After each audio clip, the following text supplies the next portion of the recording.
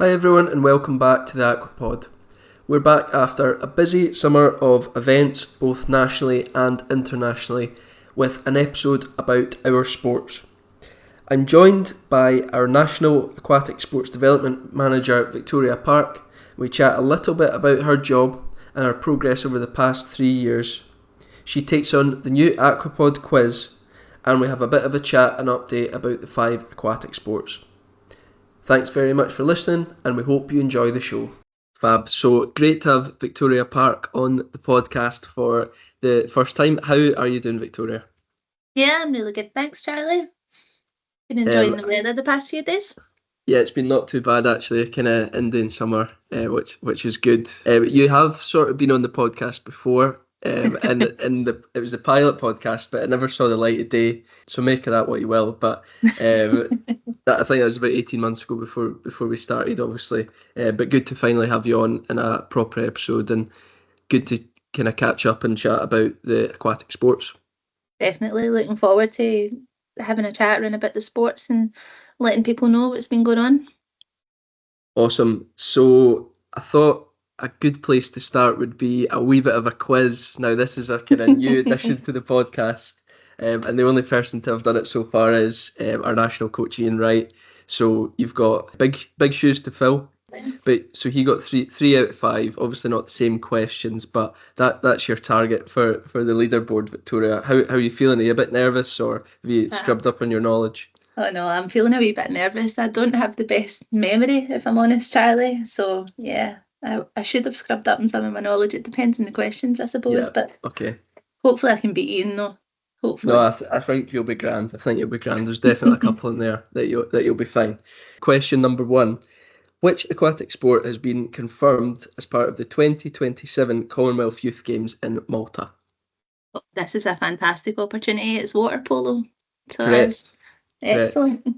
Good start. But yeah, brilliant opportunity for water polo and super exciting. Yeah, really, really exciting, and obviously no confirmation about, how that's going to look and things, but great that another aquatic sport is going to be part of the kind of Commonwealth Games sports. Obviously not senior games, but a good opportunity for athletes, certainly. So good start there. Question number 2. How high are the boards for females at high diving World Aquatics competitions? There we go. High diving. I think it's maybe 20 for high dive, but I could be wrong. You locking that in? I'm locking in 20. I'm going to go for 20, but aye. No, that's correct. Definitely some height. You're correct. It's 20 metres for females and 27 for males. Far too high for us, I think.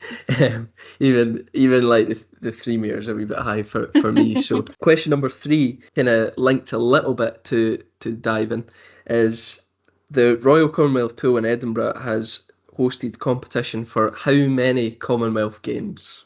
Oh my goodness. You're asking me. I'm from the West. I'm a Glasgow girl, so this is a wee bit of a hard one. I know that Artistic's been there previously. It's the most of any Commonwealth Games venue in history, is a clue. And this includes the old building as well, before it was refurbed? Yeah. Oh, I'm going to go 4, Charlie. I don't know. So it was 3. But it was a good guess. So 1978, 1986 and 2014 when it held the diving for Glasgow 2014. Obviously not going to be holding any of the competition this time around with a bit of reduced games for 2026, but amazing that we have a venue of kind of such international standing and still hosting our own events and British level events and Europeans as recently as 2018 as well. So fantastic to have such a great venue in Scotland. So that was a bit unlucky, but 2 out of 3 is decent so far. Moving on to a bit of an open water question. What is the typical water temperature range in Scottish lochs like Loch Lomond during the summer months, making wetsuits advisable for open water swimming? So this is kind of, I guess, there's always a bit of variance, but a rough kind of temperature guide. And we've got A, 5 to 8 degrees, B, 10 to 15 degrees, and C, 16 to 20 degrees. And this is for wetsuits or no wetsuits? This is just what is the average temperature range for I think it's Loch Lomond was what this stat was based on. Oh, this can be a variation of lots of things, Charlie, but I'm going to go 15 to 18 if you're looking at the summer months. But it can vary massively, and it will be lots of changes, and obviously it dictates whether or not you're swimming in wetsuits or if you're swimming in skins. Yeah, correct. But you're slightly wrong. It's 10 to 15 is the average temperature in summer. Can get up to around 15 or higher, obviously, depending on the weather and things like that. But generally sits slightly lower. But you're absolutely right. Safety is obviously paramount, and swimming in wetsuits is typically a very good thing to do if you're out and about in lochs, depending on the temperature. And we would always recommend kind of looking up the safest way to do that as well. But very, very close. And I guess the message is it's cold. It's always cold, so best being on the kind of safe side. Yeah, absolutely. And lastly, artistic swimming. I try to cover most of the kind of sports here. But Ranjo Tombolin and Izzy Thorpe won Britain's first ever mixed duet free artistic swimming medal at the World Aquatics Championships last month. So a historic achievement and a historic medal. What colour was the medal that they picked up? I believe it was a bronze. Correct. It was bronze, and fantastic to see what is a new partnership bearing fruit so quickly, and a rising star in Ranjo and kind of more experienced Izzy Thorpe as well. So 3 out of 5 is pretty good, and it puts you in line with Ian. And actually, you're probably a little bit unlucky there, because I think the open water one's probably a little bit not sure how accurate that is, and you're close with the common pool one as well. So pretty good, 3 out of 5. I'll take that, so I will. I'm happy with that. Yeah, we'll take that. But I think that probably is a good introduction to kind of a little bit of chat about our sports. And it's maybe now good to kind of chat a little bit about you and your role. So you've been here now 3 years, I believe. It's been a pretty quick 3 years, but your role is a new role before you started, and obviously aims to kind of help develop the aquatic sports. What does your role look like, and what is the kind of day-to-day bits and bobs that you get up to? Yeah, so my role's really, really varied. As you say, it was brand new to the organisation. I'm kind of the first person that's taken this role on, and I work across 5 sports. So I've got artistic, diving, open water, masters, and water polo. And there's such a range of things that I'm involved in. So one of my main responsibilities is to kind of work with the national committees, the groups that manage and govern the sports. It's my role to work with them to kind of look at opportunities for development mainly. And that can range from education opportunities to club development opportunities, training technical officials, it can some event support as well. It varies massively, and I probably work across all parts of the organisation and cross between a lot of different departments within Scottish Swimming, and work with varied groups of people as well. So it's a really exciting job, and it's always something different, always something new. Gives you lots of opportunity. And the sports are so varied as well. They've all got their own strengths and their own challenges. So many different opportunities across the sport as well, and everybody's just looking to kind of raise the profile of the sports, I guess. Yeah, of course. And give people the opportunity to understand that there are other aquatic sports, and it's really exciting to try different things, and there are opportunities to do that across Scotland. Yeah, no, I was just going to say the sports are incredibly varied, aren't they? I mean, even in terms of where you play or compete in them, for example, open waters, you're going to compete outside. Yeah, you might train in a pool, but it's an outdoor sport. Diving there's pretty much no correlation between diving and swimming. Very little anyway. And then water polo is a team sport that that you're competing against other people, and it's important to be a good swimmer and stuff. But there's lots of different aspects, and that's before you get on to kind of masters, and then artistic, which is totally different in itself as well. how is that kind of having to have so many different hats and working in what are, you know, really, really different sports? Yeah, it's been interesting because not coming from an aquatics background, you learn an awful lot. You understand some of the technical elements of it. You get an understanding of the rules. But you're always learning. There's always something new. There's always something that kind of changes the way you're thinking about the sports as well. There's some really, really good groups of people that are involved in the sports. So I think it's just being that way that you can just ask questions. If you're inquisitive, you want to know more about it, then you learn about it, and it helps you do your job a little bit better as well.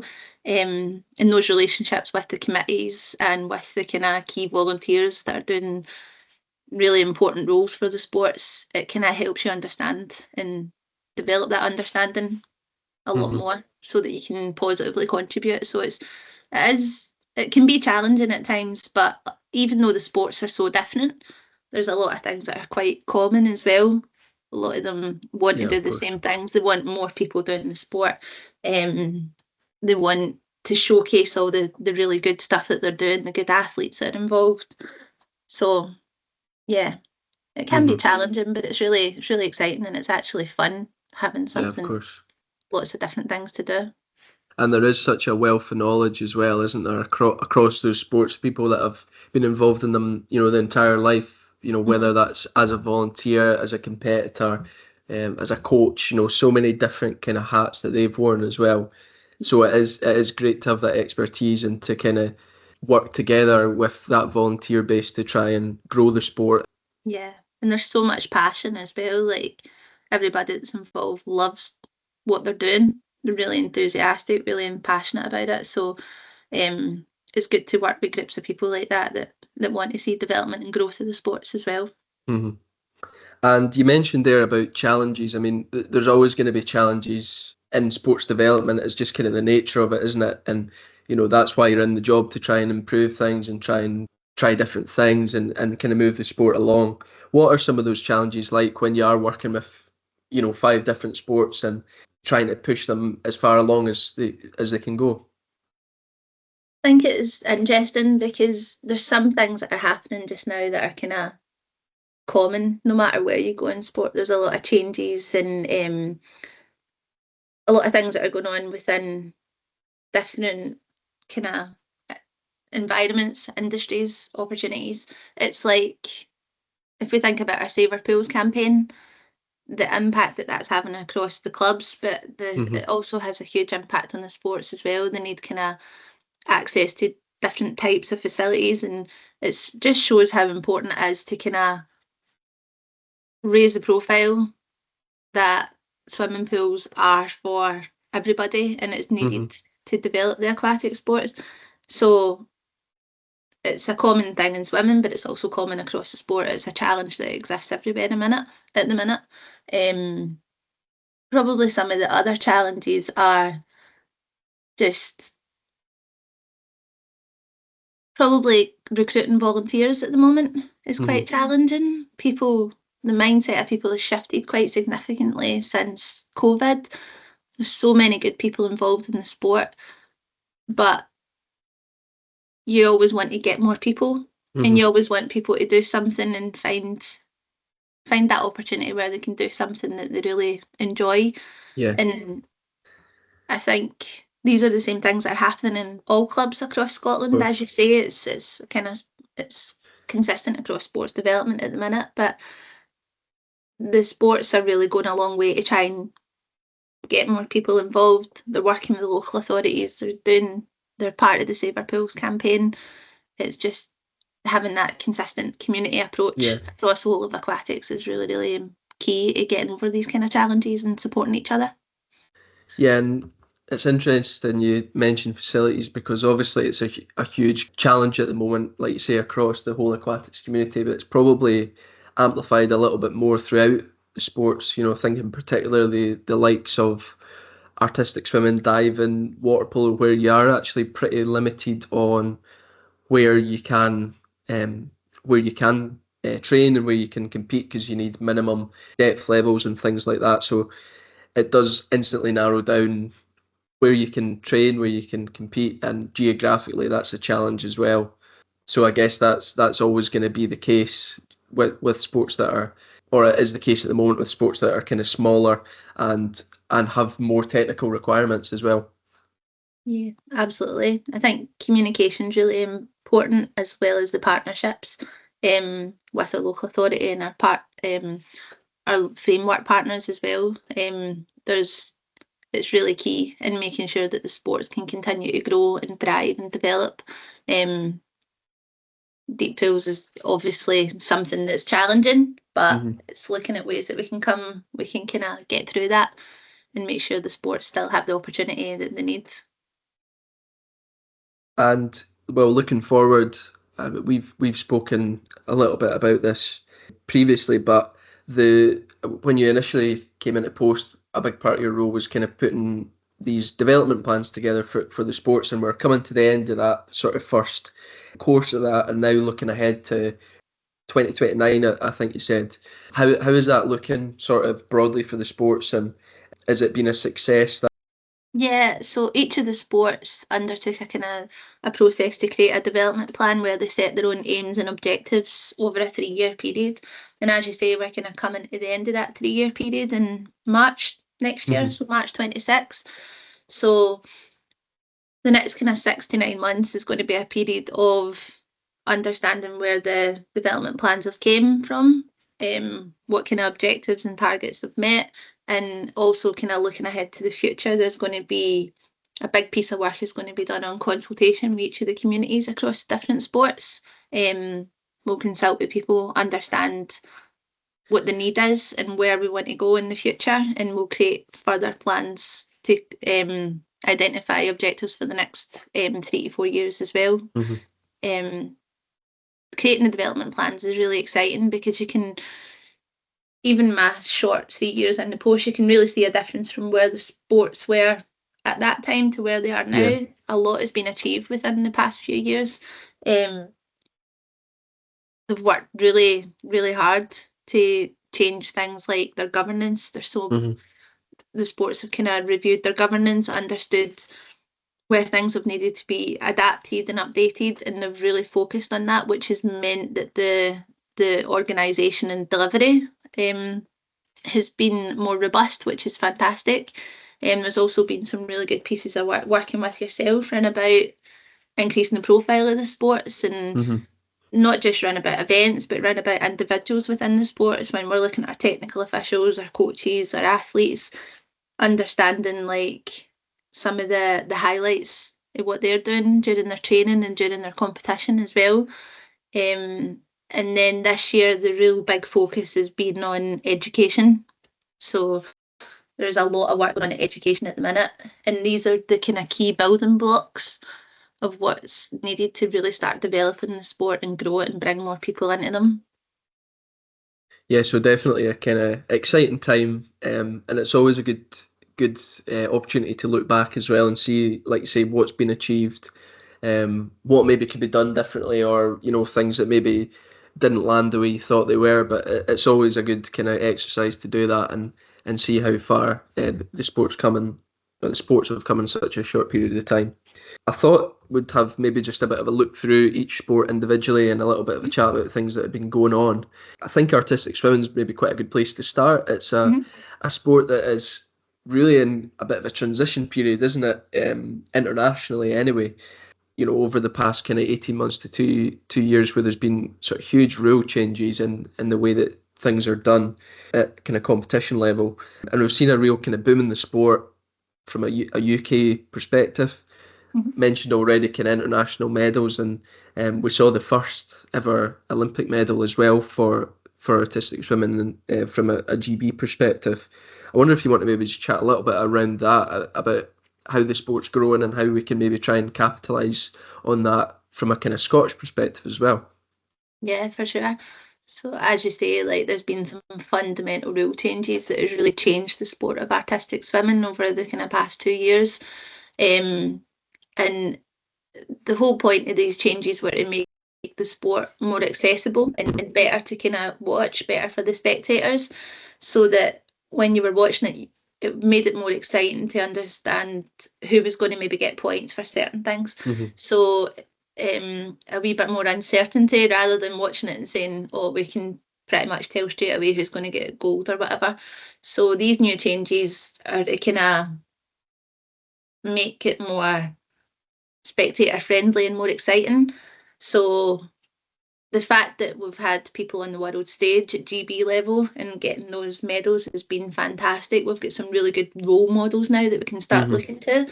It's something that is actually within the reach of the people that are within the clubs across the UK, both in England and in Scotland. It is a genuine opportunity now for them, and something that is tangible, which makes it really exciting within Scotland. We have had all of our judges, technical officials and coaches have undertook training, so they have upskilled. It's been quite a challenging process over the past kind of couple of years, but they have upskilled, and all of the rule changes at World Aquatics level have been implemented at a Scottish level.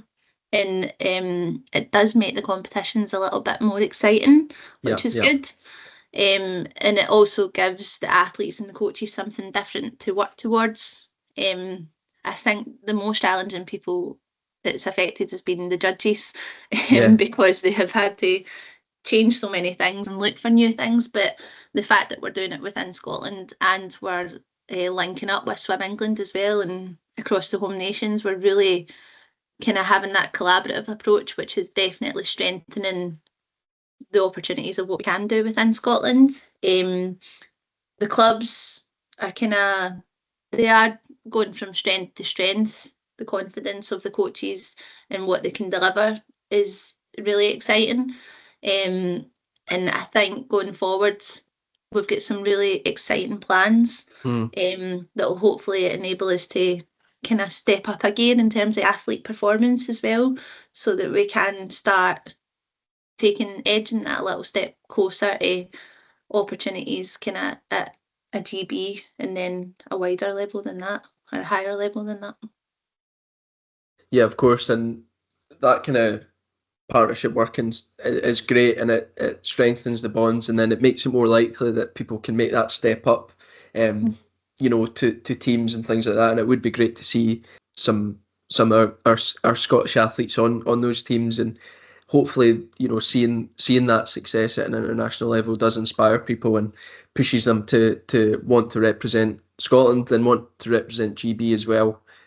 Ultimately, that's the kind of aim, and that then in turn creates role models, like you say, and it develops the sport from that top end, and that there's that kind of trickle down effect, isn't there, as well, where more opportunities kind of happen from that, and be it from an athlete point of view, a coaching point of view, or sort of a judging, volunteering point of view as well. And I know we've had people like Linda Atkinson, for example, in the artistic community, who has judged at massive competitions and is World Aquatics accredited and things like that. So it's all really, really positive, and hopefully we kind of see that continuing.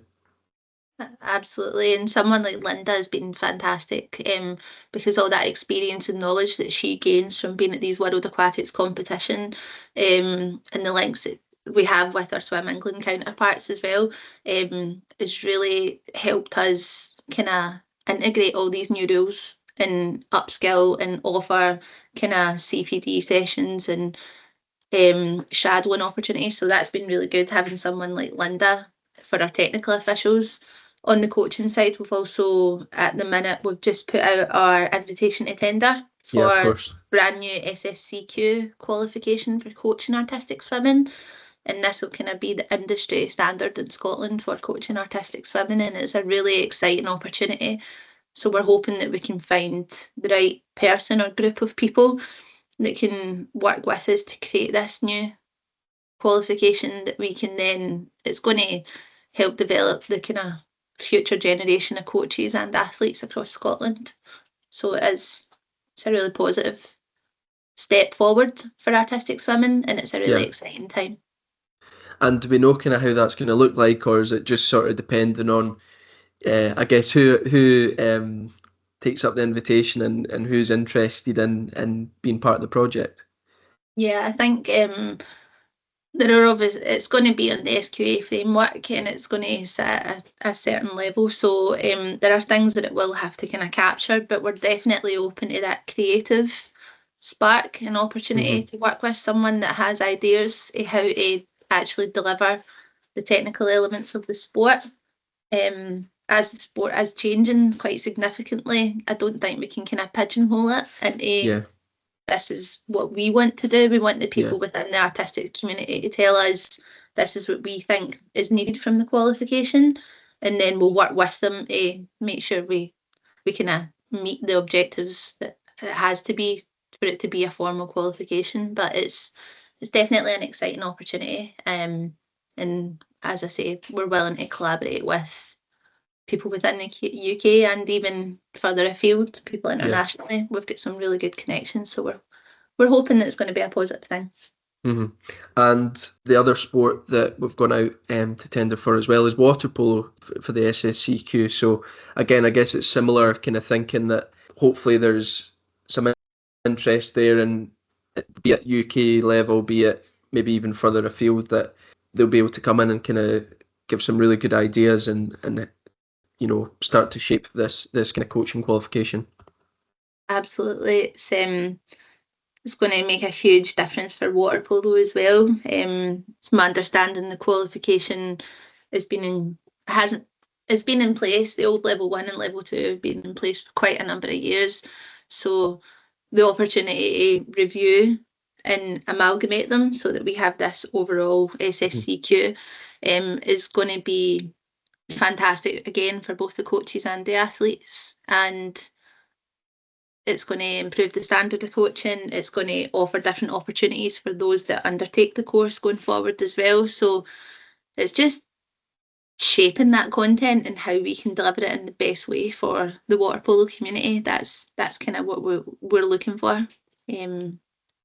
How can we make this the best qualification to suit what we need in Scotland? And then ultimately that helps hopefully get more coaches involved in the sport, and you know, helps improve the overall standard of the sport in Scotland as well. And I think we've seen over the past year or so there's been more water polo players on teams, which has been really, really positive to see at a GB level, and that kind of coincides with GB teams at World Championships and at European Championships, which we haven't seen for a while. So good to see that happen, and again, I guess that reflects artistic swimming, and those opportunities are there, and hopefully we see that step up as well from more Scottish athletes and coaches. Yeah, definitely. Within water polo, our kind of national development squad set up, we're reviewing that pathway at the minute, but what we want to do is have it, we're working to make it more aligned so that the athletes that are across that pathway have access and opportunity to attend different events, to attend different training camps, and understand that, again, being part of a GB squad is something that's tangible, is something that can be done for someone that's within our kind of club set up within Scotland. And it's just kind of formalising that structure and that pathway a little bit more. And the SSCQ will definitely support the coaches along that route, and then the athletes underneath it through the National Development Squad programme, and then through their club activity. We're hoping that this review at the minute, we're going to be able to make some changes as well, which will be quite exciting for the sport. Water polo is another one where we have like a really strong relationship with the home nations. So we do a lot of work with England and with Wales, and the communication is really good. So working as part of the home nations, we can all be aligned, because on the world stage is where we want to be, and we want to see some Scottish athletes. Hopefully at the Olympics, maybe in the next 2 cycles, we'll see maybe in Australia, probably, or even further than that. But it is something that our athletes can kind of strive to. They can see that as an opportunity for them. That's what we want to be. Awesome. And water polo is in a little bit of an off season at the minute, with kind of the league starting back in September time. But we had our Scottish Cup final in June, which was a really great success. And I think everyone that was there would agree it was a great day with some really good games. And for the first time, we worked with the with water polo to live stream it, and thought that was a great success, and hopefully something that we can do a little bit more of going forward for water polo, and maybe even some of the other sports if opportunities kind of come up as well. But that was a great success, and great to kind of promote the event as much as possible. Absolutely, and I think water polo is one of those sports when you kind of watch it and see it, it changes the perspective of it totally. Yeah. It's actually a really enjoyable sport to watch. It's an exciting sport to watch, isn't it? Mm-hmm. For people that are maybe never seen it before, or just haven't been exposed to it. It is fast and it's furious, and it's almost more closely related to like football or ice hockey or something like that, in the way that, or basketball, the way that things happen quickly. So, and then you add that water element, and it's definitely an exciting sport. It's very unique in what it offers. It's quite a unique sport, and very fast paced, and you just don't know what's going to happen. There's goals happening constantly, and very exciting matches. So I think the live streaming was definitely a great success for water polo just at their cup finals day, and hopefully it's something we can look to do in the future as well. No, absolutely. It was great work done by the water polo committee to help put that on, and we're really happy to have it on Scottish Women YouTube to kind of broadcast it to as many people as possible. Moving on to diving, obviously another sport that there's been a bit of work around about the coaching qualification, so the diving SSCQ, and that's now happening, isn't it? The qualification has been rolled out, and that's been a really, really amazing bit of work to have that for the first time. And I guess it's 18 months or 2 years down the line from where water polo and artistic might be in terms of this qualification. How has that kind of rollout been, and how positive has it been to see that as well? The SSCQ for diving has been a great experience to be involved in over the past kind of 9 months, 9 to 12 months actually. So we're really lucky that we have 2 fantastic tutors within Scotland with a lot of coaching and technical officiating experience. So big massive thank you to Judy Wardlaw and Vicky Tomlinson, who wrote and created the brand new SSCQ diving qualification, and we actually piloted the very first course in May.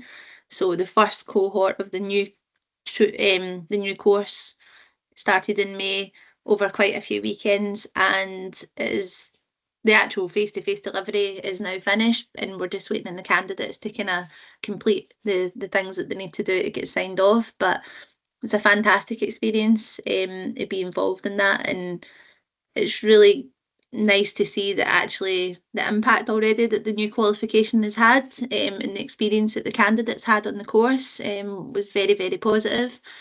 So SSCQ diving has definitely been a positive experience over the past wee while.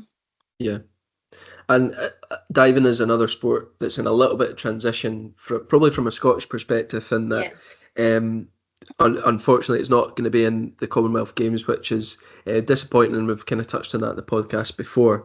But there's a lot of positives as well. Obviously mentioned the new coaching qualification, but there's also Adam Smallwood has been in post for I think it's just over 6 months now, or maybe even a bit more than that actually.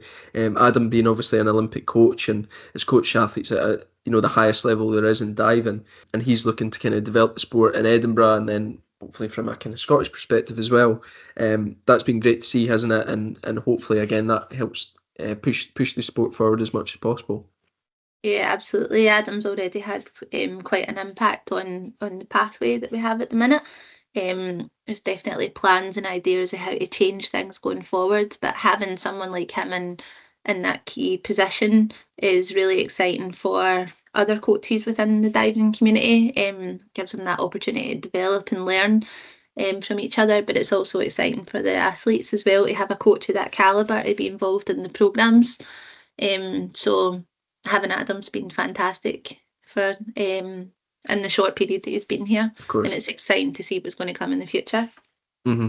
And we're hoping to get Adam on the podcast as well, so we have been in touch with him, and I think we're going to set it up in the next wee while, but that will be definitely interesting to hear his thoughts and kind of how he's been going out about things in Edinburgh as well. Kind of moving on to the last couple of sports, it's coming to the end of the open water season. There's been some really great action at national and district level as well. There was a bit of unfortunate news about the West Districts being cancelled at the weekend there, but overall been some really positive bits and bobs for the sport over the whole season. We've had Kerry Wood on, who's been involved in the kind of development squad, and we spoke to Colleen Blair as well about open water in Scotland. But it's been great to see that, and I think you're starting to see the rewards of that development squad reaping. With improvements in performance and people being selected for squads. That's been great to see, hasn't it? And I know also you've been doing a lot of work on kind of open water CPDs for upskilling coaches as well, upskilling pool swimming coaches to be more involved in the open water scene.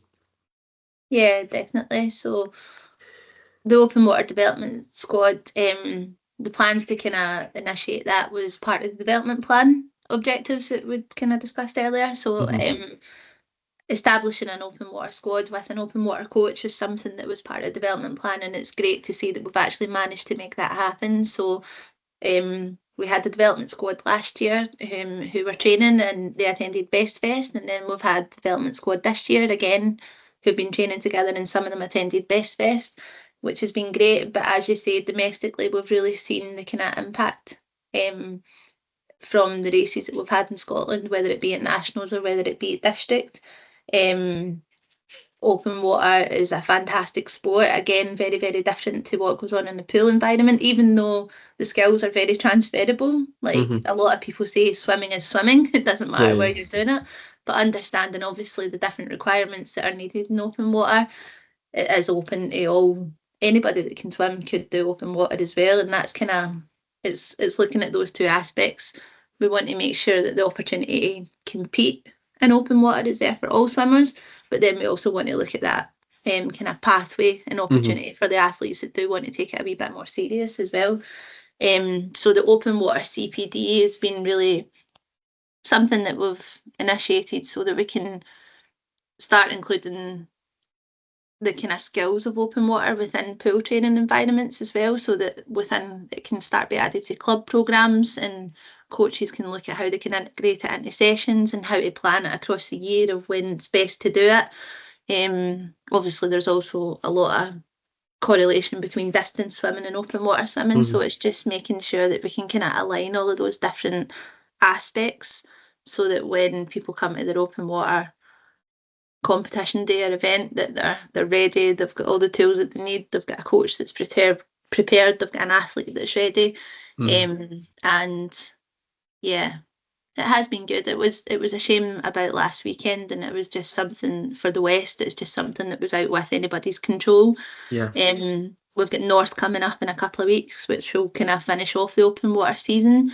Snows was really successful this year, where it was at a brand new venue, which was great, very accommodating, very good for swimming. So it's just looking at all these different opportunities and how we can again align them so that people know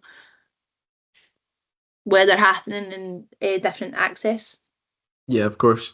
And well, obviously, as you say, swimming is swimming, and there obviously are those technical differences and elements, but open water is the sport probably most close to swimming that, if you were a swimmer and you were interested in taking it up, then there's a lot of opportunities and possibilities there. So I guess we would encourage people to look out for those, and that there are now a number of clubs across Scotland that do both, that have great kind of pool swimming squads, but also open water squads as well. And we live in a country where there's lots of access to open water and safe open water venues as well. So it's great seeing an increase in that and people, taking up those opportunities. Yeah, for sure. I guess so. Lastly, it's been a bit of a ride through, or a quick ride through the sports, but moving on to masters swimming, which for you is the closest sport to swimming, obviously.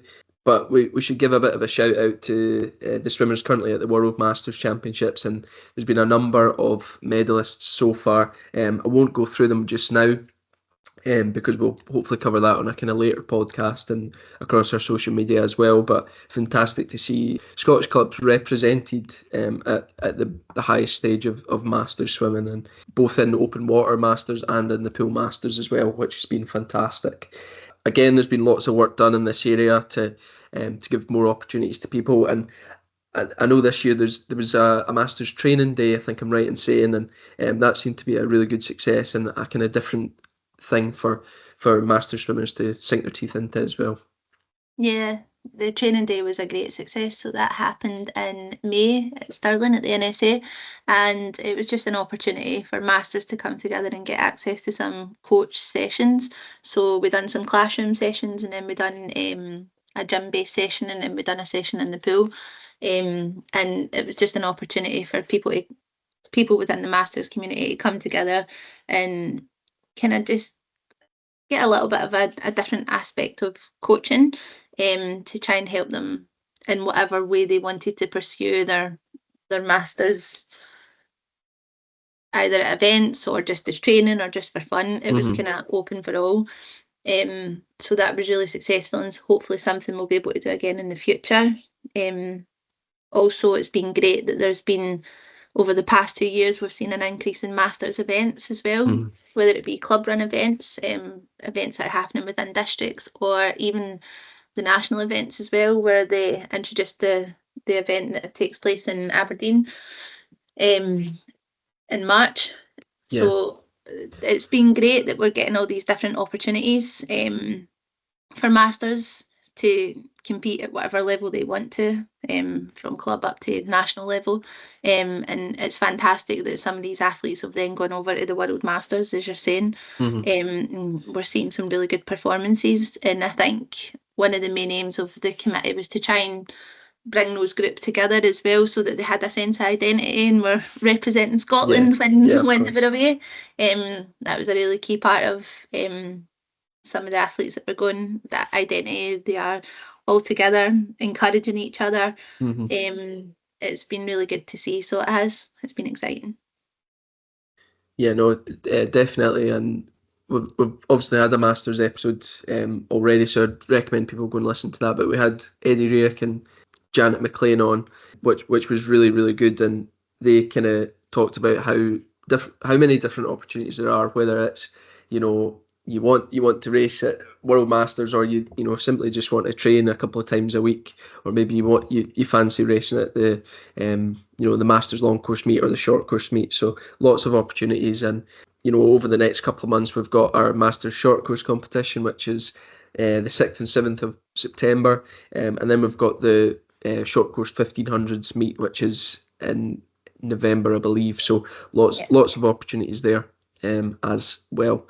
I guess just lastly, before we wrap up, that we do have another couple of competitions across the sports coming up over the next few months. So we have artistic swimming at the end of October in East Kilbride, and if you are interested in artistic swimming and want to go along and give it a watch, then we would absolutely encourage you to do that, and you can get tickets on the door for that event, and it is an amazing thing to watch and see these athletes take part in.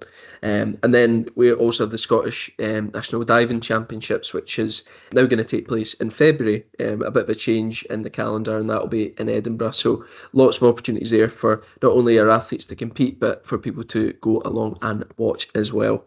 So yeah, great stuff, and lots of exciting things happening across our sports. So yeah, thanks Victoria, really appreciate you coming on and having a bit of a chat about our sports, and hearing what's kind of been going on in the background as well. Thank you very much, Charlie. Good to be here, and thanks for having me. Thanks for listening, and we hope you enjoyed this show. If you did, please take the time to leave us a review on Spotify or Apple Podcasts, or leave us a like and a comment on YouTube, and don't forget to subscribe. Thanks very much, and we'll see you on the next episode.